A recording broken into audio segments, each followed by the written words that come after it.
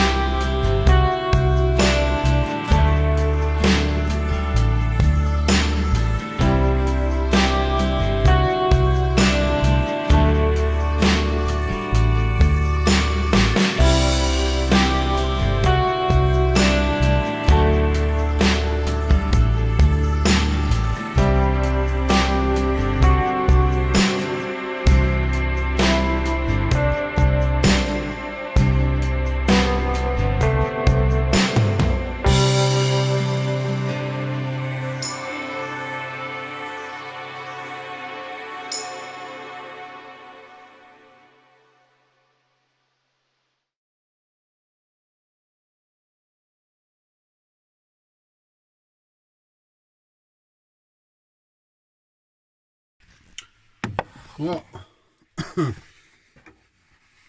that's one side done. As I said, there wasn't much shaping involved because this was quite it's quite a rustic looking bowl that I want. I want a wide bottom, lots of space bowl. Can sit in the kitchen, be great for fruit or vegetables. But a proper farmhouse looking rustic bowl. And look at the heartwood now, it's shining up with the walnut oil. I think it's a pretty fitting choice of finish for a piece of walnut is walnut oil. So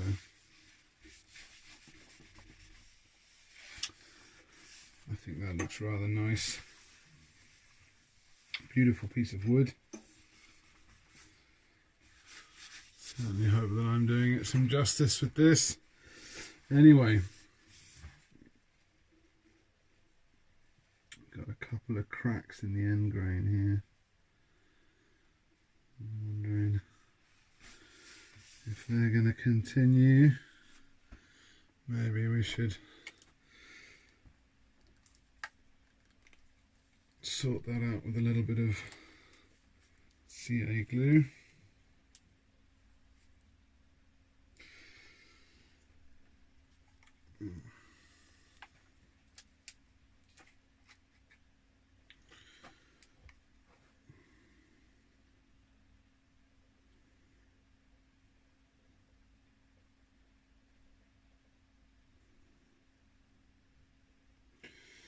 I don't think they should progress further anyway, because when I first got this piece of wood it already had some cracks and I stabilised them with CA at the time, and it's been sat ever since with that CA and the wax on the top of it. So I don't think they were going to split any further anyway, but just to have a little bit of reassurance might be a good idea. So I'm going to give it another coat of walnut oil. We'll spin it up and use friction to burnish the oil into curing. And walnut oil does cure pretty quickly, and it also doesn't go rancid, so that's another reason why it's a good choice for a bowl finish, especially that it is 100% food safe, provided you don't suffer from some sort of nut allergy, in which case I would not recommend using walnut oil.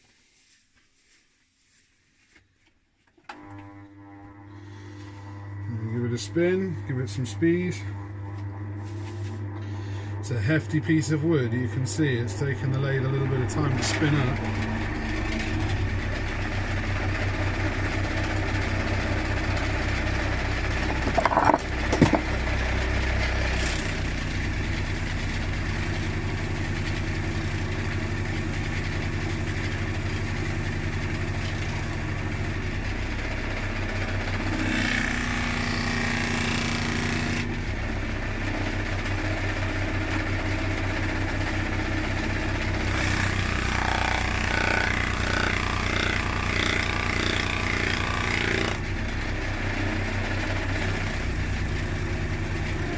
As much as I like natural edge bowls and bits of bark and inclusions, it does make it a little bit of a pain when you're waxing and burnishing.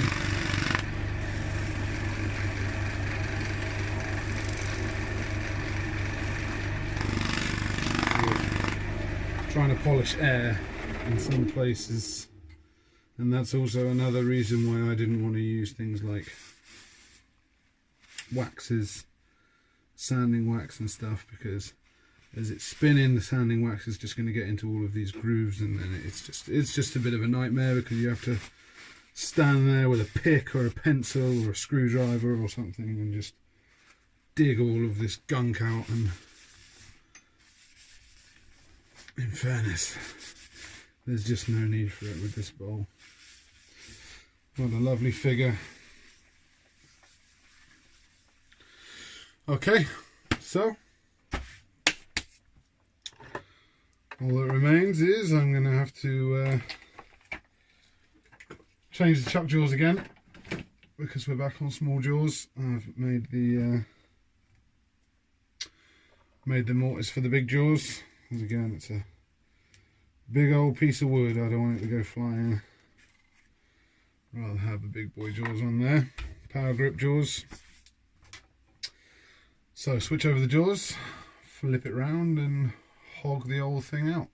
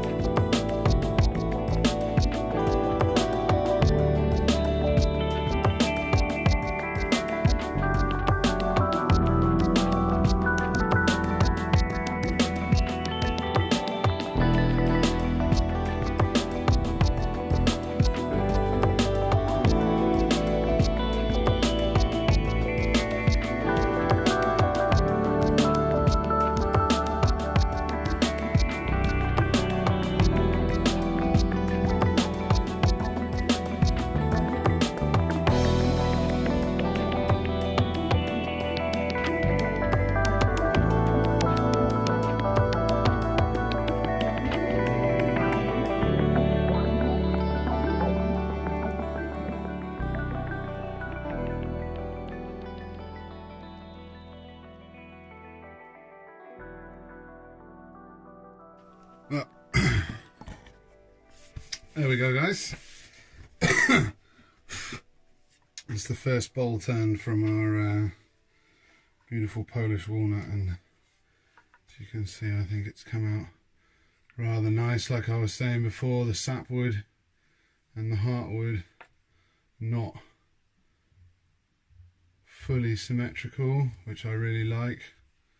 I like the fact that the heartwood does not go down fully down the centre, it actually takes up all of one side. I think that looks rather smart. See some nice nice definition in the rings of the end grain. Probably see it better from that side. And I really like this splash of heartwood that seems to have just gone awry. Just over 11 inches. Kept some nice natural edge. Decent sized. Decent depth. Still quite heavy. I left the walls quite thick, the rim quite thick. But the base is as pretty much as thin as I could have gone without going through the bottom. And we've all made funnels in our time, but it's not what we strive for unless we're actually trying to make a funnel. The amount of times that I've actually been trying to make a funnel, pretty minimal, to be fair. I also think I got fairly close. You can see here, little dark spot coming through the side, and I think that is the opposing side of the bark. So if I'd gone any thinner on the rim, I think we would have had similar sort of issue, although it would have made a pretty rubbish funnel. Anyway, thanks for joining me in the wolf den. Hope you enjoyed this platter bowl making as much as I did, and see you next time. Cheers.